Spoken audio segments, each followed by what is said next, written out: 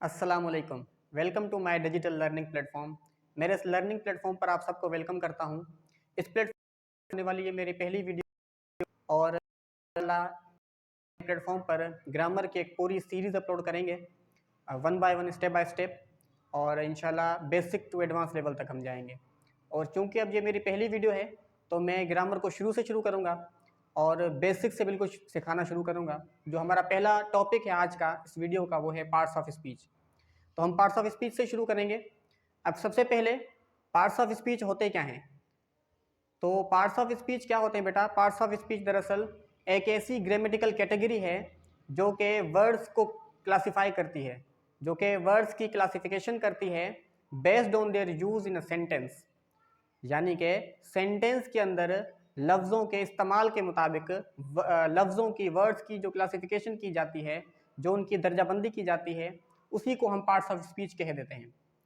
या अगर मैं आपको आसान लफ्ज़ों में बताऊं तो जब भी हम कोई टॉक करते हैं, जब भी हम कोई स्पीच करते हैं, जैसे इस वक्त मैं आपको समझाने के लिए जो टॉक कर रहा हूं, जो बात कर रहा हूं, तो बात करते हुए मेरी ज़बान से जितने भी लफ्ज़ निकलते हैं, तो उन लफ्ज़ों को हमने कुछ हिस्सों में, कुछ पार्ट्स के अंदर तकसीम किया है, कुछ पार्ट्स के अंदर डिवाइड किया है।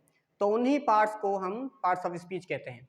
यानी बात करते हुए जो हम ज़बान से लफ्ज़ निकालते हैं, तो उन लफ्ज़ों को हमने कुछ हिस्सों में तकसीम किया है, उन्हीं लफ्ज़ों को हम पार्ट्स ऑफ स्पीच कह देते हैं।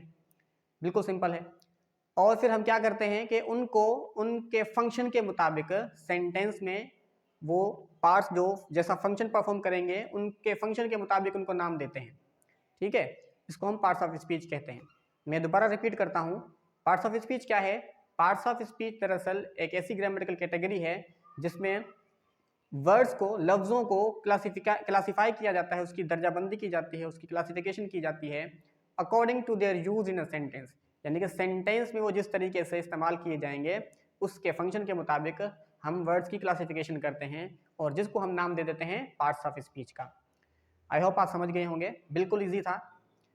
उसके बाद पार्ट्स ऑफ स्पीच समझ गए हम, पार्ट्स ऑफ स्पीच क्या है, लेकिन ये होते कितने हैं? तो कुछ बुक्स लिखती हैं कि पार्ट्स ऑफ स्पीच 8 होते हैं, और कुछ बुक्स ये भी लिखती हैं कि पार्ट्स ऑफ स्पीच 9 होते हैं।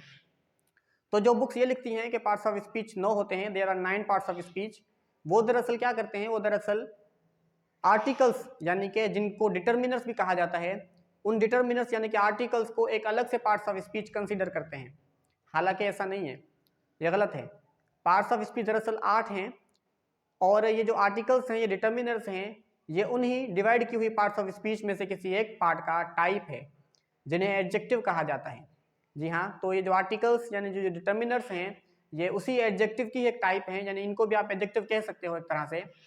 तो जब मैं आपको एडजेक्टिव पढ़ाऊंगा तो इंशाल्लाह मैं आपको इन डिटर्मिनर्स को, इन आर्टिकल्स को डिटेल के अंदर पढ़ाऊंगा। लेकिन हाल फिलहाल आप इतना याद रख लीजिए कि पार्ट्स ऑफ स्पीच सिर्फ 8 होते हैं, 9 पार्ट्स ऑफ स्पीच नहीं होते। आर्टिकल्स यानी कि डिटर्मिनर्स अलग से कोई पार्ट्स ऑफ स्पीच नहीं है, पार्ट्स ऑफ स्पीच सिर्फ 8 होते हैं। और वो कितने, कौन कौन से होते हैं? Noun, pronoun, adjective, verb, adverb, preposition, conjunction और इंटरजेक्शन। तो ये 8 पार्ट्स ऑफ स्पीच हमारे पास होते हैं। अब इससे पहले कि मैं पार्ट्स ऑफ स्पीच का पहला टाइप नाउन को शुरू करूं, उससे पहले मैं चाहता हूं कि आप एक नोट यहाँ पर मैं लिख रहा हूँ, उसको ज़रा अपने जहन नशी कर लीजिए, ज़रा उसको अपने दिमाग के अंदर अच्छे से बिठाइएगा, ताकि आपको पार्ट्स ऑफ स्पीच की अच्छे से समझ आए। ये नोट जो मैं लिख रहा हूँ अभी, वो बहुत ही इंपॉर्टेंट है आपको पार्ट्स ऑफ स्पीच को समझने के लिए। अगर आप लॉजिकली उसको समझना चाहते हैं, अगर रट्टा लगाना चाहते हैं, फिर तो कोई मसला नहीं। तो ये जो मैं नोट लिख रहा हूँ, उसको ज़रा गौर से समझिएगा कि ये नोट क्या है और क्यों लिखा है। ठीक है, तो बेटा नोट है, नोट के इस नोट को आप अच्छे से समझ लीजिए कि ये नोट क्या है। इसको आप जो है इसका स्क्रीनशॉट ले लीजिए या इसको नोट डाउन कर लीजिए। ये बहुत ही इंपॉर्टेंट नोट है पार्ट्स ऑफ स्पीच को समझने के लिए। तो ये कहता क्या है? कहता है we can't say to which part of speech a word belongs unless we see it use in a sentence. यानी तब तक हम किसी भी रैंडम वर्ड के बारे में ये नहीं बता सकते कि वो किस पार्ट ऑफ स्पीच का हिस्सा, किस पार्ट ऑफ स्पीच से ताल्लुक रखता है, जब तक के हम उसको अंदर इस्तेमाल हो। इसका क्या मतलब है? मतलब ये कि फॉर एग्जांपल मैं अभी कोई भी रेंडमली वर्ड लिखूं, फॉर एग्जांपल मैं कोई भी टीच लिख लेता हूं और आपसे पूछता हूं बेटा बताओ टीच क्या है, तो आप में से बहुत सारे बच्चे कहेंगे सर टीच तो एक वर्ब है, क्योंकि बेस फॉर्म में तो वो वर्ब है। मगर ऐसा जरूरी तो नहीं कि सेंटेंस के अंदर वो सिर्फ वर्ब का ही काम परफॉर्म करे, ऐसा जरूरी तो नहीं है। वर्ब बहुत सारे काम कर सकता है। वर्ब सेंटेंस के अंदर नाउन का काम भी कर सकता है, जिसे जेरंड कहते हैं। वर्ब सेंटेंस के अंदर इन्फिनेटिव का काम भी कर सकता है, इन्फिनेटिव और जेरंड दोनों ही नाउन का काम कर लेते हैं। वर्ब सेंटेंस के अंदर एडजेक्टिव का काम भी कर लेता है, जिसे प्रेजेंट पार्टिसिपल कहा जाता है। और भी बहुत सारे काम वो कर सकता है। तो यानी कि अगर यहाँ पर कोई सेंटेंस कोई भी रेंडमली वर्ड लिखेगा और मुझसे पूछेगा कि बताओ ये वर्ड पार्ट्स ऑफ स्पीच में से किस पार्ट का हिस्सा है, तो मैं तो क्या, मुझे लगता है शायद जिसने ग्रामर बताई वो भी नहीं बता सकता कि वो क्या है, जब तक कि सेंटेंस के अंदर हम ना देख लें कि वो सेंटेंस के अंदर किस तौर से किस तरह से लगाया गया है। तो सेंटेंस डिसाइड करता है कि उसके अंदर जो वर्ड शामिल हैं, जो उसके अंदर वर्ड लिखे गए हैं, वो वर्ड पार्ट्स ऑफ स्पीच के किस पार्ट का हिस्सा है। समझ में आई बात? तो इस बात को आप अच्छे से नोट कर लीजिए। इस बात को मैं एग्जाम्पल से भी आपको समझाता हूँ, कुछ एग्जाम्पल्स लिख रहा हूँ ताकि आपको अच्छे से समझ में आए। तो आप इसको जरा गौर से लिख लीजिए, तो फिर मैं आपको सेंटेंस लिख के बताता हूँ कि सेंटेंस के अंदर आपको अच्छे से समझ में आएगा कि किस तरीके से एक जो वर्ड है वो पार्ट्स ऑफ स्पीच के मुख्तलिफ पार्ट का काम कर सकता है। ठीक है, ये सेंटेंस है कुछ, जिसमें से आपको ये पता चलेगा कि किस तरीके से कोई भी वर्ड पार्ट्स ऑफ स्पीच का सेंटेंस फॉर्म कर सकता है। अब जरा सबसे पहले इस पहले सेंटेंस को देखें। पहला सेंटेंस है, पहला सेंटेंस में लिखा हुआ है water is essential for health. पानी सेहत के लिए जरूरी है, पानी सेहत के लिए नेसेसरी है, एसेंशियल है। अब इस सेंटेंस में जरा गौर से देखें आप, तो आपको एक वर्ड दिखाई देगा वाटर। ठीक है, अब अगर मैं आपसे पूछूं बेटा बताओ यहाँ पर ये वाटर पार्ट्स ऑफ स्पीच का कौन सा जो है पार्ट है, तो देखो वाटर के बाद क्या आ रहा है, वर्ब आ रही है। और वर्ब से पहले क्या आते हैं, वर्ब से पहले आते हैं सब्जेक्ट। क्या आते हैं, वर्ब से पहले लिखे जाते हैं हमेशा सब्जेक्ट लिखे जाते हैं। ठीक है, वर्ब से पहले हमेशा सब्जेक्ट लिखे जाते हैं। और एक बात याद रख लीजिए कि सेंटेंस में जो सब्जेक्ट होता है ना, पार्ट्स ऑफ स्पीच के वो दो ही पार्ट हैं जो कि सब्जेक्ट का फंक्शन परफॉर्म कर सकते हैं। और वो कौन कौन से हैं, वो हैं दो, नाउन और प्रोनाउन। वो कौन कौन से हैं, वो हैं, एक तो है आपका नाउन और दूसरा क्या है, दूसरा आपका है प्रोनाउन। क्या है आपका, प्रोनाउन। ठीक है, तो पार्ट्स ऑफ स्पीच में जो सब्जेक्ट का काम करेंगे वो दो ही करेंगे, या तो नाउन करेगा सब्जेक्ट का काम या फिर प्रोनाउन करेगा। यानी पार्ट्स ऑफ स्पीच के बाकी जो पार्ट हैं वो सब्जेक्ट का काम नहीं कर सकते। कभी भी वर्ब एज अ सब्जेक्ट नहीं आ सकता, कभी भी एडवर्ब एज अ सब्जेक्ट नहीं आ सकता। हाँ, वर्ब अगर किसी सेंटेंस में किसी तरह से आ भी गया सब्जेक्ट के तौर पर, तो वो यूज एज अ नाउन होगा, जिसे जेरंड कहा जाता है या फिर इन्फिनेटिव कहा जाता है, तो उसे बनना फिर भी नाउन ही पड़ेगा। ठीक है ना, तो जो सब्जेक्ट होगा किसी सेंटेंस का वो हमेशा या तो नाउन होगा या तो प्रोनाउन होगा। ठीक है, इवन अगर वर्ब भी किसी तरह से आ भी जाए वो भी एज अ नाउन फंक्शन करेगा, जैसे हम जेरंड कहते हैं, जो हम आगे एडवांस वर्ब में पढ़ेंगे इंशाल्लाह।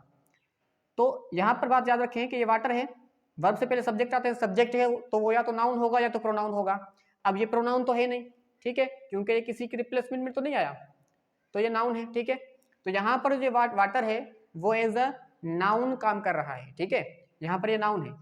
लेकिन जरा दूसरे सेंटेंस में देखो कि क्या तीनों सेंटेंस के अंदर वाटर नाउन ही काम कर रहा है। दूसरा सेंटेंस देखो, दूसरा सेंटेंस कहता है the gardener waters the plants, यानी कि जो गार्डनर है वो प्लांट्स को, पौधों को पानी देता है।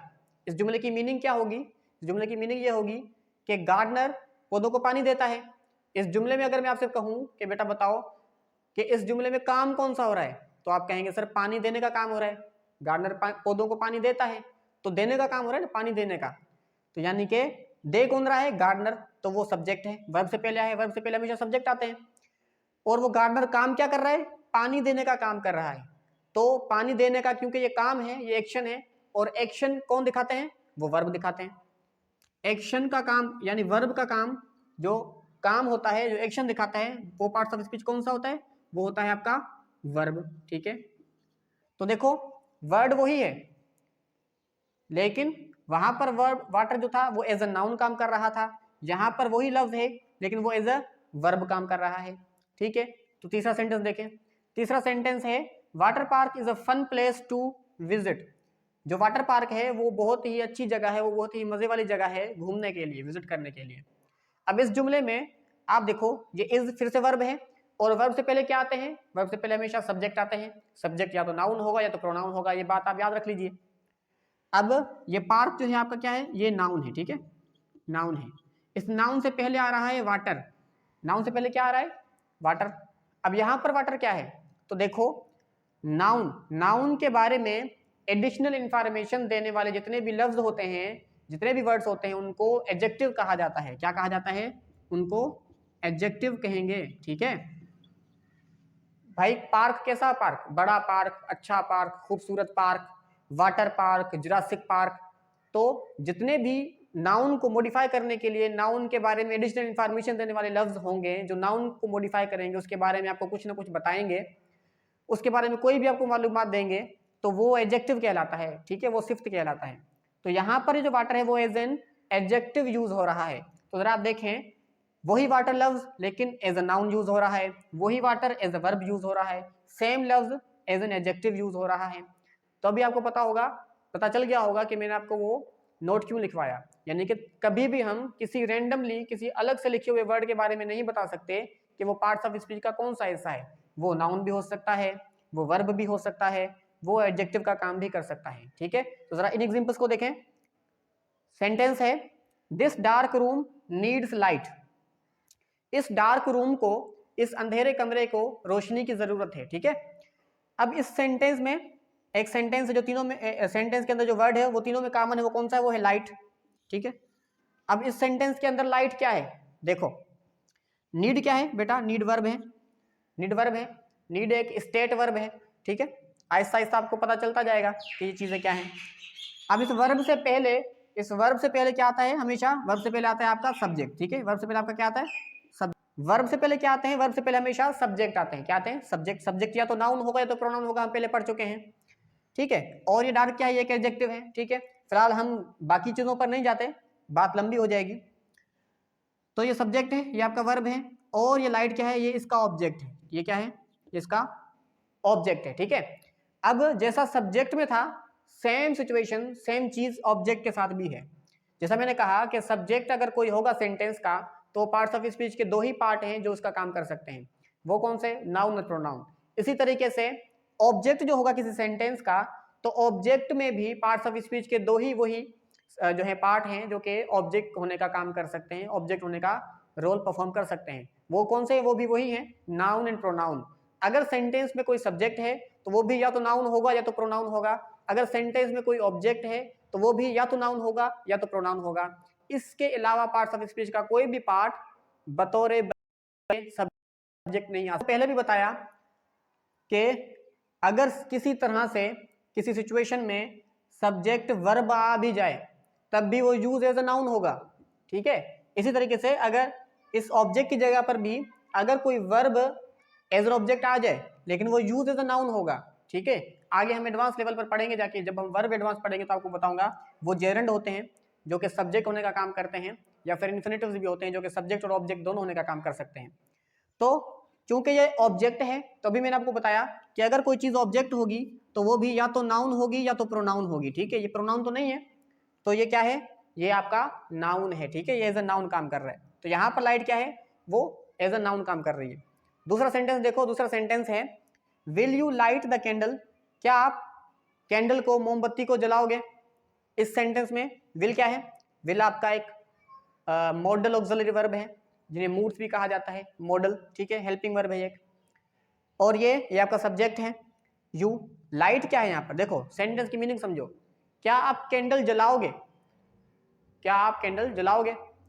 तो अगर मैं आपसे पूछूं, बताओ इस सेंटेंस में क्या आप कैंडल जलाओगे में काम क्या हो रहा है, तो आप कहोगे सर जलाने का काम हो रहा है। जलाने का काम होगा ना, कौन सा काम होगा, जलाने का काम होगा। तो ये काम है, ठीक है। किसी को कोई काम करने के लिए कहा जा रहा है, भाई क्या करो, जलाओ, ठीक है। तो यहाँ पर जो है लाइट क्या है, वो एक एक्शन को रिप्रेजेंट कर रहा है, एक वर्ब को रिप्रेजेंट कर रहा है, ठीक है। तो यहाँ पर ये क्या है, लाइट, ये भी, ये यहाँ पर एज अ वर्ब यूज हो रही है, ठीक है। वहां पर जो लाइट थी वो ऑब्जेक्ट के तौर पर आ रही थी, ऑब्जेक्ट की जगह पर आ रही थी, इसलिए वो एज अ नाउन यूज हो रही थी। यहाँ पर ये क्या है, यहाँ पर ये सेंटेंस में एज अ मेन वर्ब के तौर पर यूज हो रही है। वर्ड वही है लेकिन वहां पर नाउन के तौर पर आ रहा है, यहाँ पर वो एज अ वर्ब के तौर पर यूज हो रहा है। तीसरा सेंटेंस देखिए, तीसरा सेंटेंस है, traffic police only allows light vehicles. यानी कि ट्रैफिक पुलिस जो है वो सिर्फ जो लाइट व्हीकल्स हैं, यानी कि जो लाइट गाड़ियां हैं, जो हल्की गाड़ियां हैं, उन्हीं को आने की इजाज़त देती है, उनको ही इजाज़त देती है। लाइट व्हीकल्स होते हैं और फिर हैवी व्हीकल्स होते हैं, आपको पता होगा। तो यहाँ पर देखो लाइट क्या है, लाइट के बाद क्या आ रहा है, लाइट के बाद आ रहा है व्हीकल्स, क्या है, नाउन है, ठीक है। अब देखो अगर आपको ये पहचानना है कि ऑब्जेक्ट जुमले के अंदर कौन सा है, तो आप वर्ब से पहचान सकते हो। कैसे, ये अलो क्या है, वर्ब है, इजाज़त देना, ये वर्ब है। तो इजाज़त देता है, इजाज़त देती है पुलिस, किससे, किससे इजाज़त देती है, व्हीकल्स को, गाड़ियों को, ठीक है। तो वर्ब से वाट का या हुम का रिप्लाई, वर्ब से किसका, वर्ब से वाट का या जो हुम का रिप्लाई होता है आपका, वो आपका ऑब्जेक्ट होता है, वो आपका क्या होता है, ऑब्जेक्ट होता है, ठीक है। तो यहाँ पर लाइट ऑब्जेक्ट नहीं बल्कि व्हीकल्स ऑब्जेक्ट है। क्यों, क्योंकि आप देखो सवाल पूछ रहे हो कि ट्रैफिक पुलिस इजाजत देती है, किससे इजाजत देती है, to whom they aloe vehicles, ठीक है। तो ये आपका ऑब्जेक्ट है। तो जब भी आपको ऑब्जेक्ट पहचानने में मुश्किल आ रही हो तो आप इस तरीके से ऑब्जेक्ट को पहचान सकते हैं। आप वर्ब से सवाल करें वाट या हुम का, ठीक है, तो जो भी आपको रिप्लाई देगा वाट या हुम का, तो वो वर्ड आपका ऑब्जेक्ट होगा, ठीक है।